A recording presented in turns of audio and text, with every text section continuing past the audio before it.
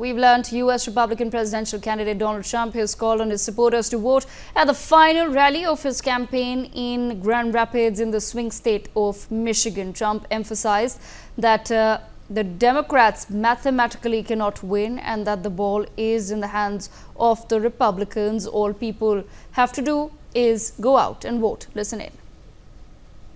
Really well, look, the ball's in our hand. All we have to do is get out the vote tomorrow. You get out the vote, they can't do anything about it, we win. Really well, look, the ball's in our hand. All we have to do is get out the vote tomorrow. You get out the vote, they can't do anything about it, we win. Really well, look. So there you heard it. That was Donald Trump. Meanwhile, Kamala Harris has made a final appeal for Americans to vote in one of the closest races in history, quote unquote, as she gives her final campaign speech in the battleground United States of America state of Pennsylvania. Let's quickly listen in. However, the race ain't over yet, and we must finish strong, and this could be one of the closest races in history. Every single vote matters. All right, so there you heard it. That was, of course, the final pitch of Donald Trump and Kamala Harris. I'm also being joined on the broadcast with Dr. Bradley Thayer. He's part of the Committee on the Present Danger in China. And we also have with us Dr. Daniel Wagner, banker and financial expert, CEO of Country Risk Solution. Let me begin this conversation with Dr. Bradley Thayer. Dr. Thayer, lots of issues, of course, raised as far as this election cycle is concerned, but in the end, a lot of focus has been on voter turnout. That's something that both Kamala Harris and Donald Trump have emphasized on, their supporters have emphasized on, that essentially because there's a neck-and-neck competition that we see at this point in time, it all boils down to the voters stepping out to cast their votes. How much of a difference do you think that's going to make? Well, it's a pleasure to join you today on this, in the United States, of course, a very significant day.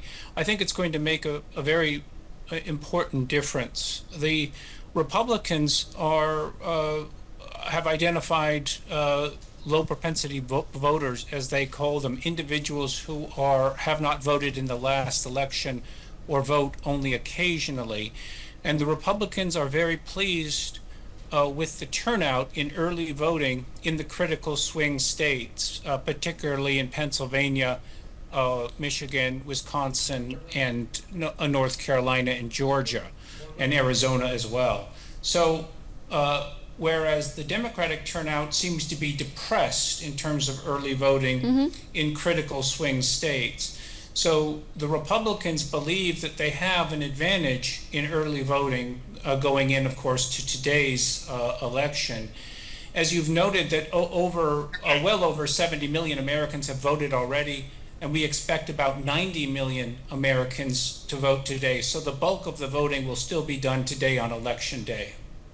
Okay, all right. Dr. Daniel Wagner, I want to bring in your opening thoughts also. Like I said, lots of pertinent issues have been raised, from immigration, we've seen abortion, several other issues raised by both sides. But what they focused on towards the end is what they think it's going to boil down to, whose supporters are really going to come out to cast their vote. Your thoughts on the same?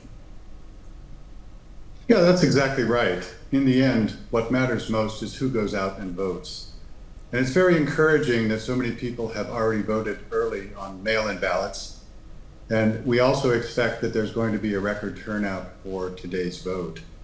I would simply say that overnight there was a really surprising result in New Hampshire, which is the first state that starts the voting process.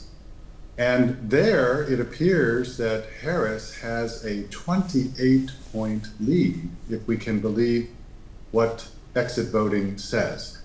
If you combine that with the surprise last week, a few days ago, in Iowa, where she had a 3-point lead from a very prestigious and well-regarded pollster, whose level of accuracy has been proven time and time again, in a state where Trump has won consistently, and where it was presumed that he will win again, you wonder if there's a trend developing here.